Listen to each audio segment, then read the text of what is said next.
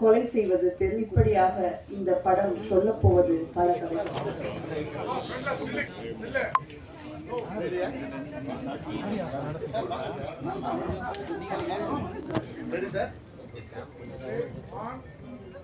விளக்குகிறோம் உங்கள் கைத்தட்டல்.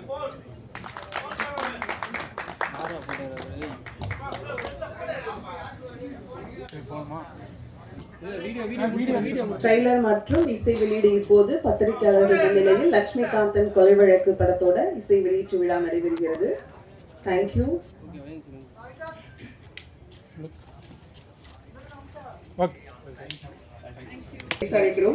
ஒரு சாமானிய தந்தைக்கு சட்டமும் நீதியும் எப்படி கையாண்டது, ஏழ்மையும் இயலாமையும் சாட்சியாக கதை சொன்ன பொம்மை நாயகி இயக்குனர் லட்சுமிகாந்தன் கொலை வழக்கில் முக்கிய பங்காற்றி இருக்கிறார். இவரை மாதிரி ஒரு கிரியேட்டிவ் டீம்ல இருக்கிறது படத்துக்கு ஒரு பெரிய பலம். இன்னும் நிறைய படங்கள் உங்கள்கிட்ட எதிர்பார்க்கிறோம். ஷான் அவர்களை பேச அழைக்கிறோம். லட்சுமிகாந்தன் கொலை வழக்கு படக்குழுவை அன்புடன் வேடிக்கை. நோக்கி பாயும் தோட்டா தொடரி முதலும் நீ முடிவும் நீ என்று இவரது இசை நொடிக்குள் நம்மை கடத்தி செல்கிறது. படபடப்பு, சோகம், காதல். போன இவெண்ட்ல பேசின விஷயம் தான் என்னன்னா, இன்னைக்கு மியூசிக்கல் லான்ச் பண்ணதில் ரொம்ப ரொம்ப சந்தோஷம். ஸோ இவ்வளோ நாள் கஷ்டப்பட்டு ஒர்க் பண்ணதெல்லாம் ஃபைனலாக இன்னைக்கு பெரிய ஸ்க்ரீனில் 4Kல பார்க்கும்போது இன்னும் ரொம்ப சந்தோஷமாக இருக்குது. ஸோ இது ரொம்ப ஒரு ஆனஸ்டான ஒரு அப்ரோச் அண்ட் ரொம்ப ஒரு சின்சியரான ஒரு effort. So first of all congratulations to director Dayal sir. இந்த மாதிரி ஒரு படத்தை இன்றைக்கி மவுண்ட் பண்ணுறதுன்றது எவ்வளோ கஷ்டன்றது எல்லாருக்குமே தெரியும். ஒரு டென்ஸான ஒரு ஃபில்ம் அண்ட் ஒரு டென்ஸான தீம் அண்ட் அது ரொம்ப சின்சியரான ஒரு effort. And also for all the technicians and for all the artist for being a part of this film. It means a lot. And first Daya sir எங்கிட்ட இந்த கதையை சொல்லும் போது அவர் என்ன இன்டென்சிட்டியோட சொன்னாரோ, என்ன ஒரு டென்ஸாக சொன்னாரோ, அந்த விஷயங்கள் எல்லாத்தையும் எல்லா கேரக்டர்ஸுமே அவங்களுடைய பர்ஃபார்மன்ஸில் எடுத்துகிட்டு வந்திருக்காங்க. அண்ட் எனக்கு ரொம்ப இன்ஸ்பைரிங்காக இருந்தது பேக்ரவுண்ட் ஸ்கோர் பண்ணும்போது. And we had lots of discussions background score repeat பண்ணுறதுக்கு. அண்ட் ஆல்சோ இப்போ நீங்கள் கேட்ட பாட்டை பாடின எல்லா சிங்கர்ஸ், விஜய் பிரகாஷ், அத்தனை அரசியல் புள்ளிகளுக்கும் அட்ரஸ் இவர். ஆன்மீகமும் தமிழும் எதிர்காலத்தில் மிகப்பெரிய பாதை இவருக்கு இருக்கு.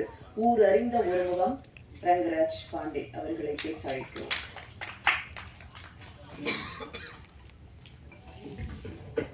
இதெல்லாம் அனுபவிக்கிறதா இல்லையானே தெரியல. தர்புகா சிவா வேற கட் பண்ண முடியாது, அவர் தான் அவரை கொஞ்சம் மாட்டி விட்டாங்க இல்லையா. நான் அந்த விவரம் தெரிஞ்சு நான் எவ்வளோ வருஷம் இந்த வருஷத்தில் உட்காந்துருக்கேன், 27 வருஷமா அந்த இடத்துல உட்காந்துருந்தேன். ரொம்ப ஆச்சரியமாக இருக்குது எனக்கு. முன்னாடி உங்கள்லேயே இருந்து வந்த ஒருத்தன் அப்படிங்கிறனால ரொம்ப ஒரு ஹாப்பியான மொமெண்ட்டாக இருக்குது.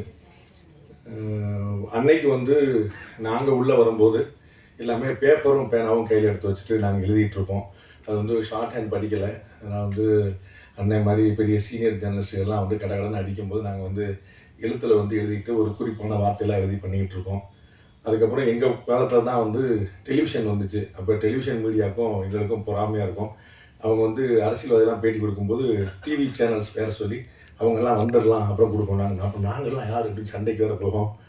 இப்போ பேப்பரும் போயிடுச்சு, கேமராவும் போயிடுச்சு, மொபைல் முன்னாடி நிற்கிது. அது அடுத்தடுத்த கட்டத்துக்கு போய் நிற்கிது.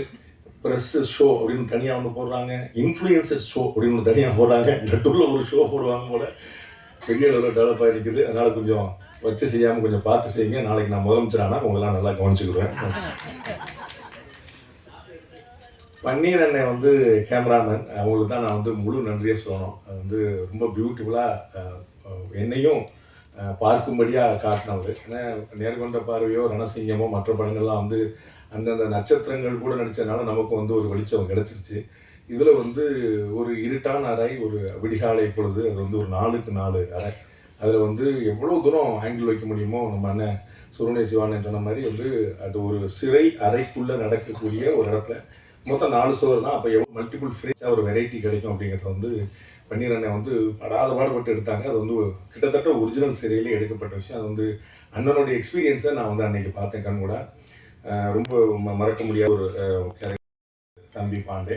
ஆனால் அவர் என்னுடைய உறவு, என்னுடைய நட்பு, என்னுடைய தம்பி அவர். ஆனால் யாரையுமே ஒரு வார்த்தை கூட மரியாதை குறைவாக பேச மாட்டார். ஒரு திருன்னு சொல்லியோ ஒரு அவர்கள்னு சொல்லியோ சொல்ல மாட்டார் அப்படின்னு சொன்னார். நமக்கு எல்லாத்தோட பெரிய விஷயம் உறவு நட்பு தான், வேற ஒன்றுமே கிடையாது. அந்த உறவையும் நட்பையும் பேணாமல் இருந்துட்டு நீங்கள் பணத்தையோ பேரையோ புகழையோ சம்பாதிச்சு என்ன செய்ய போகிறீங்க அப்படின்னு பார்க்குறோம். ஸோ வாழும் காலத்தை விட பாரதியை போல ரொம்ப ஏழ்மையை வறுமையை சந்தித்த ஒருத்தர் பார்க்க முடியாது. பாரதி நம்மை விட்டு பிரிந்த பிறகும் இன்னைக்கு வரைக்கும் வந்து அசைக்க முடியாத ஒரு இடத்துல இருக்கிறார். ஸோ வந்து வாழும்போது நீங்கள் என்னவாக இருந்தீர்கள் என்பதல்ல, வாழ்க்கைக்கு பிறகு உங்களை உலகம் என்னவாக பார்க்கிறது அப்படிங்கிறது. அது வந்து ஒரு உறவு நட்பு இல்லாமல் நம்ம வேற என்ன செஞ்சிட போகிறோம் அப்படிங்கிற ஒரு எளிமையான விஷயம். கொள்கை முரண் எல்லாருக்குமே இருக்கும். இந்தியாவில் நடக்கக்கூடிய பாதி கொலைகள் அண்ணன் தம்பிக்குள்ளேயும் புருஷன் பொண்டாட்டிக்குள்ளேயும் தான். உங்களுக்கு தெரியும், நம்ம சொத்து தகராறில் அண்ணன் வெட்டி கொள்ளையும் கூட பிறந்த அண்ணன் ஒரு தாய் மக்கள். அது இன்னைக்கு ரொம்ப ட்ரெண்ட். லேட்டஸ்டாக லாஸ்ட் 10 இயர்ஸாக நீங்கள் பார்த்து கணவன் இறந்தாங்கன்னா முதல்ல ஒய்ஃபோட ஃபோனை தான் செக் பண்ணுறாங்க. கணவன் இருந்தால் முதல்ல ஒய்ஃப் இருந்தால் முதலோட ஃபோனை தான் செக் பண்ணுறாங்க. ரெண்டுக்குள்ளேயும் பாதி கேஸ் முடிஞ்சது, மீதி கேஸ் ஏதாவது கஷ்டப்பட்டு சேர்ந்தாங்க. அப்போ உறவா பாண்டே அப்படின்னு சொல்றாங்க. நான் என்ன ஓரமா உட்காந்து குத்த வச்சு உட்காந்துருக்கு, என்ன போய் நடிகர் சொல்லிக்கலாம், அவ்வளோ ஒருத்தால நான் இன்னும் ப்ரொஃபஷனலாலாம் ஆகலை அப்படிங்கிற சொன்னேன். போன ப்ரெஸ் மீட்டில் வந்து டேரக்டர் சொன்னார் போல, ஏதோ அந்த பேமெண்ட்லாம் திருப்பி கொடுத்தாரு. அதுவே வந்து நான் நடிகர் ஆளுங்கிறதுக்கான உதாரணம். நடிகர் ஆன பிறகு நம்ம கொஞ்சம் பார்த்துட்டு என்ன சரியா வரல அப்படிங்கிற மாதிரி, சரியா வரல என்ன அது இல்லை என்ன லைக் பாய் எங்கள் ஆப்பிள் ஜூஸ் கொடு அப்படின்னு நம்மளும் கேட்கலாம். பிறகு வந்து கேட்கலாம். நான் பார்த்த ரொம்ப 11 படம் பண்ணியிருக்கிறேன். அதில் 2 படம் வந்து சாரோடைய ப்ரொடக்ஷன்லேயே பண்ணியிருக்கிறேன். ரொம்ப இன்ட்ரெஸ்டிங்கான ப்ரொடியூசர், ரொம்ப எளிமையான ப்ரொடியூசர். அவர் வந்து ஏன் டாம்பிகமாக இல்லை அப்படின்னு வந்து சுப்பிரமணிய சிவானன் கேட்டார். டாம்பிகமாக இருந்தால் கூட கறந்துருவாங்கன்னு தெரியும், நம்மகிட்ட வரும்போதே பாவம், நீங்கள் தான் சார் இந்த படத்தை எனக்கு சம்பளம் கொடுக்கணுங்க மாதிரி தான் வருவார். ப்ரொடியூசர் அப்படியே ரொம்ப நொந்து போய் பாவமாக வந்துட்டு, ஆமாங்க நான் ஒரு 30 படம் பண்ணிட்டேங்க அப்படிம்பாரு. 30 படம் பண்ணிட்டு சும்மா பண்ணுங்க, அவருக்கு அவரே வருகையில் வந்து அவரே வந்துட்டு போவார். இதை மாதிரி பண்ண வேறு கூட உட்காந்து வச்சிருப்பாரு. அவர் இன்னும் பாவமாக உட்காந்துருப்பாரு. எல்லாம் வந்து பயங்கரமாக வந்து அவங்க அப்பீரியன்ஸ்லேயே பயங்கரமாக போட்டுவார். நமக்கு வந்து சரி சம்பளம் எடுத்தப்போ அவரே கஷ்டப்படுறாரு, நமக்கு இது அப்படிங்கிற மாதிரி நமக்கு ஒரு ஃபீலிங்கை கொடுத்துருவாங்க. அது எளிமை, அது சில வந்து ரொம்ப பெரிய கால்குலேஷன், ரொம்ப எதை எப்படி செய்யணும் அப்படிங்கிறது வந்து ரொம்ப எனக்கு ஒரு பெரிய படம். நான் ஒரு நிறைய படங்கள் பண்ணதுனால எவ்வளவு தெளிவான பார்வை இருக்குது அப்படிங்கிறத நான் பார்த்தேன். அது வந்து ரொம்ப ஆச்சரியம். அவரோட தொடர்ந்து தொடர்பில் இருப்போம் அப்படின்னு எனக்கு நல்லா தெரியும். லிசி அவங்களோட நடிக்கிறதுக்கான ஒரு சந்தர்ப்பம் கிடைச்சது. அவங்களும் சொன்னாங்க, பாண்டே வந்து அந்த பக்கம் ஆச்சு. அது லிசி அதுக்கு முன்னாடி எனக்கு தெரியவே தெரியாது. நான் பாருங்க எவ்வளோ ஓரமாக உட்காந்துருக்கேன். வந்தோடனே நீ இந்த அந்த கட்சி தானே அப்படின்னாங்க. நான் எந்த கட்சியுமே கிடையாது, நம்பவே மாட்டேன். அந்த கட்சிக்காரன் நம்ப மாட்டான், மற்ற கட்சிக்காரன் நம்ப மாட்டான். நம்மளால எவ்வளோ கஷ்டமாகி போச்சு பாருங்க. சரி, அந்த கட்சிக்காரன் நம்மளை வாழ வச்சு வந்தாலும் அதுவும் உங்களை எல்லாம் போயிடுச்சுங்களேன். என்ன நடிப்பு, என்ன நடிப்பு, என்ன நடிப்பு. அப்பா எனக்கு வந்து உண்மையிலேயே நான் நடிச்சதை பற்றி அவங்க சொன்னாங்க, என்னை நடிக்க விடாமல் பண்ணிட்டாங்க அவங்க. அந்த இடத்துல எமோஷன் அப்படியே கொட்டி குமிச்சு கட் சொல்றாங்க, ஃப்ரேம் மாத்தாங்க வைக்கிறாங்க. அந்த எமோஷன்ல she is travelling on that. அப்படியே அங்கேயே நிற்கிறாங்க. அதுக்கப்புறம் திருப்பி ஷார்ட் ஒர்க் ரெடி அப்படின்னா அப்படியே திருப்பி வர்றாங்க. அது வந்து அந்த சேஞ்ச் ஓவர் வந்து உண்மையிலேயே நம்ம பார்த்தோம்ல, இந்த அம்பி ரெமோ வந்து அது அவங்க தான் 3 நிமிஷத்துல 3 ஃப்ரேம் காட்டுறாங்க. பயங்கரமா ரொம்ப ஆச்சரியமான நடிப்பு. ரொம்ப பின்னி எடுத்துட்டு இருந்தாங்க. ரொம்ப பியூட்டிஃபுல்லா இருந்துச்சு. அந்த இடத்துல வந்து அந்த எக்ஸ்பீரியன்ஸ் வந்து ரொம்ப ஆச்சரியமா இருந்தது. வரும்போது கார்ல இறங்கும்போது ஒரு ஃபைட் சீனை தான் பார்த்தேன். அவங்க வந்து ஒரு கேரவேனுக்குள்ளேயோ இறங்கினோடனே சண்டையை போட்டு வந்து ஒரு சுடிதார் போட்டு சண்டை போட்டாங்க. நானும் இந்த அக்கா யாரு, ஏதாவது போலீஸாக இருக்கும்போது சண்டைகள்லாம் போடுதே அப்படின்னு நினைச்சுக்கிட்டு இருந்தேன். இறங்கி அவ்வளோ சண்டை போட்டாங்க. பிறகு இந்த பக்கம் போனா நடிச்சு பரட்டி எடுத்துட்டு அப்புறம் அவங்கள்ட்ட உட்காந்து கதையெல்லாம் கேட்டேன். எப்படி மேடம் நீங்க பயங்கரமா இவ்வளோ நடிப்பு இவ்வளோ போடுறீங்க அப்படின்னு சொன்னபோது, என்னுடைய வீர வரலாறு தெரியாம இருக்கே தம்பி அப்படின்னு சொல்லிட்டு ஃபுல் ஹிஸ்ட்ரி சொன்னாங்க. கம்ப்ளீட்டா நம்ம ஜாகிரதை மறந்து வச்சு. அவ்வளோ பியூட்டிஃபுல்லான நடிப்பு. அவங்க தெரியல. பட் வந்து அவங்களுடைய இந்த ட்ரெய்லரை பார்த்த பிறகு என்னால் ஃபீல் பண்ண முடிஞ்சது. அவங்க வந்து நேரில் பார்க்கறதுக்கு இருக்கிறவங்க அது எப்படி நடிப்புன்னு வந்தால் எவ்வளோ பெரிய சேஞ்சர் கொடுத்துருக்கான்னு பார்க்கும்போது ரொம்ப பியூட்டிஃபுல்லாக பண்ணியிருக்காங்க. வெற்றி சார் சொல்ல வேண்டியதே இல்லை. நான் வந்து அங்கே இதுக்கு முன்னாடி வந்து ஒரு ப்ரெஸ் மீட்டாக தனியாக வச்சுருந்தவங்களுக்கு நிறைய பேர் வந்துருப்பாங்க நினைக்கிறேன். அது வந்து அந்த கிரெடிட் வந்து ஃபுல்லாக டைரக்டர் தான் கொடுக்கணும். நம்ம சேனல்ஸ் இன்டர்வியூஸ் வந்து கொடுக்கும்போது 12 மணி நேரம் 15 இன்டர்வியூ அடி நாக்கு தள்ள அடிச்சு ப்ரொடியூசர் வந்து இல்லை சார் நீங்கள் கோஆப்ரேட் பண்ணுங்க சார். டைரக்டர் வந்து அடிச்சு விடவே இல்லை, அசரவே இல்லை. முதல்ல நாங்கள் 4 பேர் பேட்டி கொடுக்க ஆரம்பித்தோம். 4 பேட்டிக்கு அப்புறம் வந்து 3 பேர் பேட்டி கொடுக்க ஆரம்பித்தோம். 8 பேட்டிக்கு அப்புறம் 2 பேர் பேட்டி கொடுக்க ஆரம்பித்தோம். என்னையும் விட மாட்டேன், நானும் வந்து கிளம்பிடலாம் பார்த்தேன். டேரக்டர் விட்டவே மாட்டார். கதற இன்னைக்கு சிஎம் பேசினார்ல இப்போ அசம்பிளியில், அந்த மாதிரி வந்து கதற அடிச்சு 15 பேட்டி கொடுத்த அப்புறம் நம்ம வெளியே அனுப்புனாங்க. அப்போ வந்து நான் சொன்னேன், அந்த பேட்டியில் சொன்னது தான், அது வந்து திரு வெற்றி அவர்களுடைய கண்ணு பேசுது. அது வந்து ஒரு பெரிய அளவில் வந்து ஒரு ரியாக்டிவான ஐஸாக இருக்குது. அது வந்து ஒரு ஆஃபீஸர்கிட்ட பேசுகிறதுக்கும் ஒரு அம்மாட்ட பேசுகிறதுக்கும் அந்த சேஞ்ச் வந்து ரொம்ப பியூட்டிஃபுல்லாக காட்டுறாரு. ரொம்ப ஆச்சரியமான நடிப்பு இருப்பாரும். மற்ற ஜாலியான விஷயங்கள்லாம் ஒரு நிறையா இருக்குது அவருக்கு வந்து. பட் இந்த சீரியஸான விஷயத்த ஒரு டயலாக்காக டெலிவரி பண்ணுறதுல வந்து ரொம்ப பெரிய லென்த்தி டயலாக்ஸ் உங்களுக்கு தெரிஞ்சிருக்கும். அதை நேர்கொண்ட பார்வை படத்துலேயே அஜித் சார் சொல்லியிருந்தாங்க 6 படத்துக்கான டைலாக்ஸ் அந்த ஒரே படத்தில் வச்சுட்டாங்க அப்படின்னு. கோட் சீன் இருந்தால் அப்படி இருக்கும். அதே மாதிரி தான் இதுலேயும் பார்த்தீங்கன்னா ஏகப்பட்ட டைலாக். அது வந்து ஒரு ஃப்ரேம் கூட நான் பேப்பரை பார்க்கவே இல்லை. நான் கையிலே பேப்பர் நீமாக உட்காந்து பார்த்து சார் சொன்னார்ல, கவிதா பாரதி சொன்னேன், கேரவனுக்கே போல எங்கே போக எனக்கு தான் அடுத்த டைலாக் சொல்லுமே பீதியிலே வச்சிருந்தாங்க நம்மளை. ஏன்னா டைரக்ட் வந்து ரொம்ப மெட்டிகுலஸாக பிளான் பண்ணிருக்காரு, அதாவது மைனூட்டாக பிளான் பண்ணிருக்காரு. எங்கேயுமே வேஸ்டேஜ் இருந்துடக்கூடாதுன்னு எடிட்டர் சாருக்கு வந்து கொஞ்சம் கம்மியான வேலை தான் இருந்திருக்குன்னு நினைக்கிறேன். அந்த அளவுக்கு வந்து ஃபுல்லாக ரொம்ப பிளான் பண்ணி இதுதான் அவங்க ஃப்ரேமையே முதலே முடிவு பண்ணிட்டாருங்கனால ரொம்ப ஆச்சரியமா இருந்தது. அந்த ஒர்க்கு ரொம்ப பியூட்டிஃபுல்லாக பண்ணோம். அது வந்து மறக்க முடியாது. தர்புகா சிவா சார் வந்து நான் இன்னைக்கு தான் ஃபர்ஸ்ட் டைம் பார்க்குறேன். நான் வந்து ட்ரெய்லர் வந்து மாதிரி 2-3 விஷயங்களை வந்து டைரக்டர் ஏற்கனவே காட்டும் போதே நான் சொன்னேன், இந்த வார்த்தை தான் சொன்னேன். இன்னைக்கு தர்புகா சார்ட்டையும் சொன்னேன், அதாவது பாரதியாருடைய பாடல்களை ஒரு சினிமாக்காக மாற்றுறதுங்கிறது சுலபம் இல்லை. அதை வந்து நம்ம பார்த்து ரொம்ப பியூட்டிஃபுல்லாக பண்ணது ராஜா சார் தான். அவர் மாதிரி வந்து ஒரு பியூட்டிஃபுல்லாக வந்து ராஜா சார் மாதிரி அந்த பாரதியார் பாடலுக்கு உயிர் கொடுக்குறது இன்னொருத்தர் பார்க்க முடியாது. அதற்கு பிறகு நீண்ட நெடிய காலத்துக்கு பிறகு தர்புகா சார் வந்து அதுக்கு ஒரு பெரிய உயிரை கொடுத்துருக்காருங்கிற பார்க்க ரொம்ப பியூட்டிஃபுல்லாக இருக்குது. அதே போல் பாரதிதாசன் வந்து கவிதா பாரதியாருக்கு எல்லாத்தையும் 2 குத்துனா தான் அவருக்கு ஒரு மன நிறைவு அமையும். அதில் வந்து பாரதியாருக்கு கிடைத்த பெருமை பாரதிதாசனுக்கு கிடைக்கவில்லை, அதற்குள் ஒரு அரசியல் இருக்குதுங்க. நாங்கள் எதிர்கட்சி அண்ணன் சொன்னதான் பார்த்துருப்பீங்க. பாரதிதாசனுடைய அந்த ஒரு பொன்மொழி, அதை தான் நான் எல்லா உரைகளையும் முதல்ல ஆரம்பிப்பேன். எங்கள் வாழ்வும் எங்கள் வளமும் மங்காத தமிழன்று சங்கே முழங்கு அப்படிங்கிறதான். அதை விட ஒரு வரி வந்து இன்னொன்று தேவையில்லை. அது வந்து பாரதியாருக்கு மரியாதை கிடைச்சதா கிடைக்கலையா அப்படிங்கிறது இல்லை, நீங்கள் மதிக்கிற பாரதிதாசன் தன்னை வந்து பாரதிதாசனாக மாற்றிக் கொண்டிருப்பார் அப்படிங்கிறதே பாரதியாருக்கு போதுமானது. வேற எந்த கௌரவங்களும் தேவையில்லை. ரொம்ப ஆச்சரியமான அப்படி வந்து தன்னுடைய பெயரை அழித்து அது வந்து தன்னுடைய குருநாதருடைய பெயரை போடுறது அப்படிங்கிறது வந்து அது ஒரு சர்வப்பரி தியாகம்னு சொல்லுவாங்க. அந்த மாதிரி பாரதிதாசன் ஆச்சரியமான பாடல். என்ன சொன்ன மாதிரி வந்து மானுட சமுத்திரம் நான் என்று கூ அப்படின்னு சொல்லிட்டு பாரதிதாசனுடைய பாடல்கள் எல்லாமே வந்து விசால பார்வையால் விழுங்கு மக்களை அப்படின்னு எழுச்சிகரமான வரிகளாக தான் இருக்கும். அப்படி வந்து அவ்வளோ எழுச்சி மிக்க ஒரு கவிஞர் வந்து இவ்வளவு உணர்ச்சி மிக்க ஒரு பாடல் அப்படிங்கிறது நமக்கே ஒரு புதுசாக இருக்கு. அதை வந்து தர்புகா சார் வந்து ரொம்ப பியூட்டிஃபுல்லா பயன்படுத்தி வச்சிருக்கிறாங்க. அது வந்து அந்த இறுதி முத்தம் கொடுங்கிற ஒரு வார்த்தை தவிர பின்னாடி நண்பர்கள் பேசி இருந்ததை கேட்டேன். நம்ம எவ்வளவு நல்ல தமிழ் வார்த்தைகளை தொலைச்சிட்டோம் அப்படிங்கிறது ரொம்ப வைத்தறிச்சலா இருந்துச்சு. இன்னைக்கு வந்து ஒரு நெற்றியை பத்தி, ஒரு கற்றையை பத்தி, ஒரு கொம்பு தேனை பத்தின்னு எவ்வளவு வார்த்தைகள் பாரதிதாசனுடைய வெக்காபுலரி எதுவுமே இன்னைக்கு புழக்கத்தில் இருக்காது.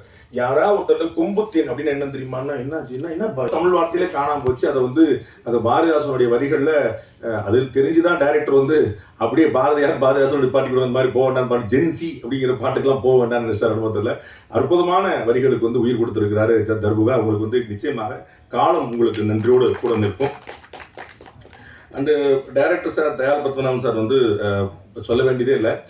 நானும் முதல்ல வந்து கன்னட டைரக்டர் தான் நினைச்சேன். தயாள் பத்மநாபன் ரொம்ப காமன் நேம் தானே, அதனால கன்னட இயக்குனர் போல இங்கே வந்து பாவம் தமிழ்நாட்டில் கஷ்டப்படுறாருன்னு தான் நினைச்சேன். அப்போன்னா விழுப்புரம்னாரு, தலைவா நீ என்ன தலைவா அங்கே போய் பின்னி எடுத்துட்டு இருக்க அப்படின்னு சொன்னா, அங்கே வந்து உண்மையிலேயே படைப்பாளிகளுக்கு எப்படிப்பட்ட மரியாதை கொடுக்கப்படுகிறது என்பதை கன்னட திரையுலகம், கன்னட அரசுகளை பார்த்து தமிழ்நாடு அரசுகளும் கற்றுக்கொள்ள வேண்டும் நான் நினைக்கிறேன்.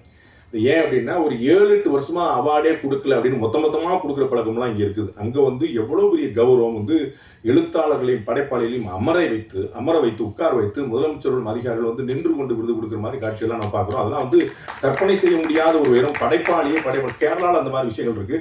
ஒரு கலைஞனை, ஒரு படைப்பாளியை அவன் தான் வந்து சமூகத்தை சீரமைக்கிறான், சமூகத்தை கட்டமைக்கிறான் அப்படிங்கிற ஒரு ஆழமான உண்மை தெரிந்ததுனால அவ்வளோ ஒரு கௌரவம் கிடைக்குது. இங்கே வந்து கலையினாலும் திரையினாலும் தான் பலர் அரசியலுக்கே வந்திருக்கிறாங்க. அரசியல் பெரிய வெற்றிடங்களை வந்து நிரப்பியிருக்கிறாங்க அப்படின்னு பார்க்கும்போது அங்கே இன்னும் அந்த மாதிரியான படைப்பாளிகளுக்கான கௌரவம், எழுத்தாளர்களுக்கான கௌரவம், இலக்கியவாதிகளுக்கான கௌரவம் இன்னமும் அதிகரிக்க வேண்டும் நினைக்கிறேன். நம்ம வந்து பாரதியார் போல வந்து நம்ம வந்து இல்லை நமக்கு வந்து கவனிக்கிறதுக்கு ஆள் இல்லை அப்படிங்கிற மாதிரி இல்லாமல் வந்து அப்போ உனக்கு என்னப்பா புலவர், உனக்கு என்னப்பா கவிஞர், உனக்கு என்னப்பா தமிழ் இருக்கு, தமிழ் சோறு போடும், கலை சோறு போடும், இலக்கியம் சோறு போடும் அப்படிங்கிற ஒரு நிலைமை ஏற்படுத்தணும்.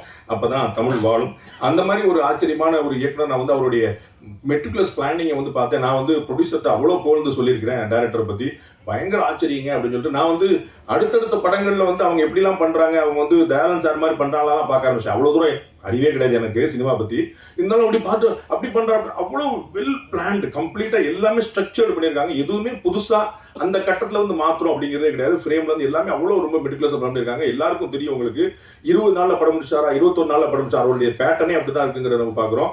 75 லட்சம் ரூபாய் இருந்தால் நான் நல்ல படம் பண்ணிடுவேன், ரிச்சான படம் பண்ணிடுவேன்றார். 50 லட்ச ரூபா 60 லட்ச ரூபா இருந்தால் நான் அவ்வளோ பெரிய படம் பண்ணிடுவேன்னு நினைக்கிறாரு. இந்த மாதிரி டேரக்டர்கள் எல்லாரும் வந்தாங்கன்னா எங்கள் அண்ணன் மாதிரி ப்ரொடியூசருக்கு ரொம்ப சந்தோஷமா இருப்பாங்க. அதனால வந்து நீங்கள் பார்த்துட்டு கவிதா பாரதி என்ன சொன்ன மாதிரி நீங்கள் வந்து வணிகத்துக்கான படம் இல்லைன்னு நினைச்சிடாதீங்க. வணிகத்துக்கான படம் தான். வணிகத்தில் வந்து தயாலான் சாரும் மாஸ்டர், சபரிசன் சாரும் மாஸ்டர் 2 பேர் சேர்ந்து உட்கார்ந்தா எப்படி இருக்குன்னு பார்த்துங்க. அது வணிகத்தை ரொம்ப சக்ஸஸ்ஃபுல்லாக தான் பண்ணியிருக்கிறாங்க. அண்ட் படத்துலையும் வணிகத்துக்கான விஷயங்கள் நிறையா இருக்குது. நீங்கள் ஏதோ சீரியஸாக யோசிச்சுட்டு பயங்கரமாக சண்டை போட்டுருப்பாங்க, கமர்ஷியல் எலிமெண்ட்ஸ் நிறையா இருக்குது. நம்ம பார்க்கறதுக்கு என்கேஜிங்காக இருக்குங்கிறது என்னால் கேரண்டியாக சொல்ல முடியும். அவ்வளோ பெரிய விஷயங்கள் உள்ள கொண்டு வந்திருக்காங்க. பியூட்டிஃபுல்லாக வந்து டைரக்டர் பண்ணியிருக்காங்க. எங்கள் அண்ணன் சுப்பிரமணிய சிவாவை சொல்லாமல் நான் வந்து பண்ணால் அது வந்து பாவத்தில் போய் சேரும். அண்ணன் வந்து நிறைய வந்து என்னுடைய தகுதிக்கு மீறி புகழ்ந்தாங்க. இன்னைக்கு ட்ரெண்ட் அதுதான். ஸோ முதலமைச்சர் பாணியில் எல்லாரும் ஒரு குட்டி கதையை சொல்லணும். அதனால் அண்ணன் ஒரு குட்டி கதையை சொல்லி ஒரு திருடனுடைய கதையை சொல்லி வந்து அண்ணன் வந்து பியூட்டிஃபுல்லாக சொல்லி கொண்டு போனாங்க. நிறைய பாண்டேக்கு வந்து அவ்வளோ பேர் தெரிஞ்சிருக்கு. பாண்டேக்கு வந்து தெரியாத ஆளே கிடையாது. பாண்டேக்கு தெரியாத ஆளே கிடையாது. அவங்களுக்கு பாண்டே தெரிஞ்சிருக்கணும்ல. அண்ணன் விவேக் சொன்ன மாதிரி இப்போ எனக்கு கமிஷனர் விஜயகுமார் தெரியும். விஜயகுமாருக்கு என்ன தெரியணும்ல. அதெல்லாம் எனக்கு அண்ணன் மோடியை சொல்றாரு. அப்படிலாம் நம்ம வந்து சரி இன்னுமா இந்த உலகம் நம்ம நம்பிக்கிட்டு இருக்கு அப்படின்னு சொல்லிட்டு ரைட் சொல்லா போனா போய்கிட்டே நம்மள நம்பர் வரைக்கும் சந்தோஷத்தாட்டு போயிட்டு இருக்கோம். நானும் வந்து இதே போல ஒரு எளிமையான ஒரு பத்திரிகையாளர் தான். 27 வருஷத்துல 20 வருஷம் டக்கத்தில் பேப்பர் வச்சுட்டு கையில் பேப்பர் வச்சுட்டு ரோடா சுற்றிட்டு இருந்தோம். வெறும் டீ வெறும் காஃபி நான் சொல்லிகிட்டே இருப்போம். நம்ம வந்து சாலிடாகவே எதுவும் ஃபுட்டு போக மாட்டேங்குது, ஏன்னா லிக்விடாக ஃபுட்டு போயிட்டே இருக்கேப்பா அப்படின்னு சொல்லிட்டு அப்படி போயிட்டு இருந்த ஒருத்தன் தான். இறைவனோட கருணை உங்களை போன்ற ஒரு 4 நல்ல மனிதர்களுடைய சந்தர்ப்பம் கிடைச்சது. அண்ணனுடைய வெள்ளை யானைக்காக நான் காத்திருக்கிறேன். அது வந்து ஒரு ஆச்சரியமான ஒரு படைப்பு. அது வந்து அங்கே அப்படியே திரையிலே நிற்கிது, ஒரு ரஃப் கட்லேயே நிற்கிது. அது ஃபைனல் கட்டுக்கு எப்போ வரும்னு நான் பார்த்துட்டு இருக்கேன். அது வந்து நிறைய ஆச்சரியமான படம். உங்களுக்கு தெரியும், பெரிய பெரிய ஆட்கள்லாம் எப்பயுமே வந்து அண்ணனை கூட வச்சிருப்பாங்க. அண்ணன் பக்கத்துல இருந்தாருன்னா அவர் பெரிய ஆள் அப்படி பார்த்துக்கலாம். நம்ம வந்து அண்ணன் வந்து பெரிய ஆள் பக்கத்துல இருப்பாங்க. அண்ணன் பக்கத்தில் உட்காந்துருக்க பார்த்து 2 பேரும் பாருங்க, அந்த மாதிரி தெரிஞ்சவங்க. அண்ணன் பக்கத்தில் உட்காந்தனால பெரிய ஆள் தான் அப்படிங்கிற மாதிரி வந்து அவர் பெரிய பெரிய நெட்வொர்க் வந்து பெருசாக இருக்கும். நெட்வொர்க்கிங் தான் அண்ணனுடைய மாஸ்டர் எக்ஸலன்ஸ் விஷயமே. அது வந்து ஆக்சுவலாக பார்த்தீங்கன்னா அண்ணனுக்கு தான் தெரியாத ஆளே கிடையாது. ஓவர் த ஃபோனில் வந்து நிறைய பிடிக்க முடியும். எனக்கு வந்து ரணசிங்கம் படத்தின் போது அண்ணன் வந்து ஒரு பெரிய தத்துவம் சொன்னார். அந்த தத்துவம் யார் சொன்னார்னு சொல்ல மாட்டேன், ஆனால் அந்த தத்துவத்தை சொன்னார் எனக்கு அண்ணன். தம்பி, நான் அவர்கிட்ட பேசினேன் தம்பி. அவர் வந்து எனக்கு ஒரு அருமையான தத்துவத்தை சொன்னார். என்ன, ஒவ்வொரு நாளும் உன்னை விட வயதிலேயோ அனுபவத்திலேயோ பேர்லையோ புகழ்லையோ செல்வாக்கிலேயோ கீர்த்திலையோ ஏதோ உள்ள உயர்ந்த 3 பேருக்கு தினசரி காலையில ஒரு தொலைபேசி அழைப்பு. அண்ணே நல்லா இருக்கீங்களாண்ணே அப்படின்னு ஒரு 3 டெய்லி ஒரு 3 பேர். அவர்களுக்கு என்னைக்கோ ஒரு நாள் தேவைப்படும் போது உன்னுடைய பேர் நினைவில் வரும். அண்ணன் எத்தனை பேர் போன் போட்டிருப்பான்னு யோசிக்க. இந்த தத்துவத்தை வந்து வேறு ஒரு பெருமகனார் வந்து அண்ணனுக்கு சொல்லி, அண்ணன் வந்து கண்ணன் போல இருந்து எனக்கு இந்த உபதேசத்தை சொல்லி அதை வந்து நான் பிடிச்சிக்கிட்டு இருக்கிறேன். அது வந்து டெய்லி ஒரு காலையில் 3 பேருக்கு ஃபோன் அடிக்கலான்னு பார்த்தேன். ஃபோன் நம்பர் தான் தெரிய மாட்டேது. அதான் பெரிய பிரச்சனை. ரொம்ப இன்ட்ரெஸ்டிங்கான கேரக்டர். எல்லாத்தையுமே அந்த இருக்கக்கூடிய இடத்த வந்து அண்ணன் வந்து எப்பயுமே ஒரு ஹாப்பியாக வச்சிருப்பாரு. ரொம்ப கேரண்டியானாலும் சொல்ல முடியும். படத்தோடைய இங்கே மேடையில் வந்து சொன்னாங்க, அண்ணன் கவிதா பாரதினா எல்லாருக்கும் சேர்த்து அவரே ஓட்டு போட்டார்.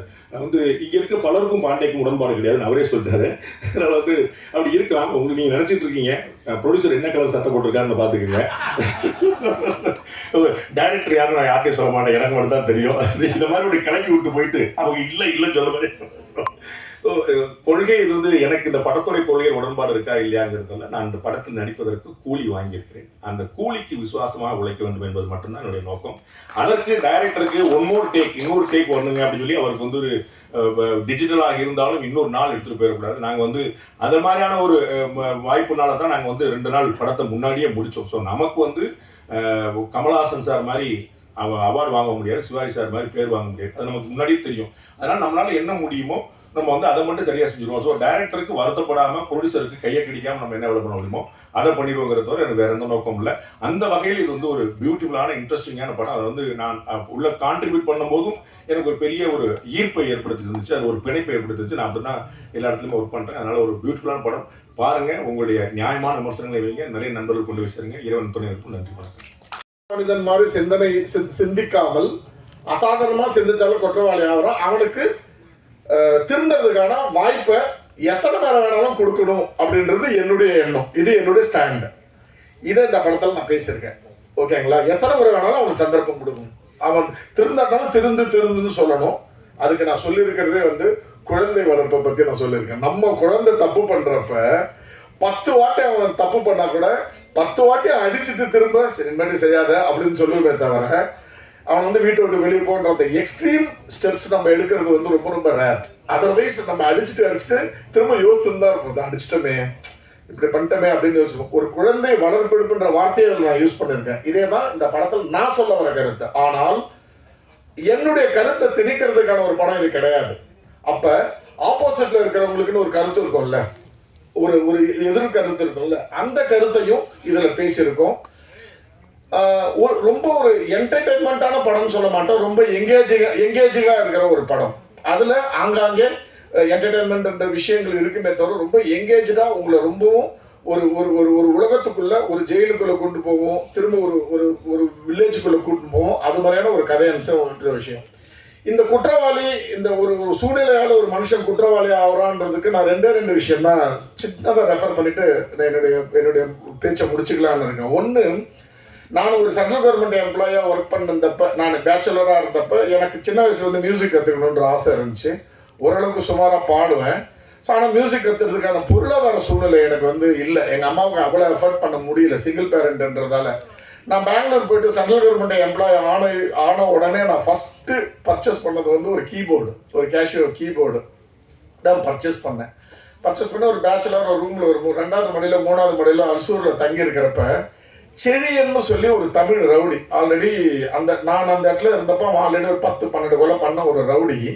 அன்னைக்கு அவனுக்கு பிடிக்க காசு இல்லாமல் வந்து அந்த கீபோர்டை எடுத்துகிட்டு போயிட்டான்.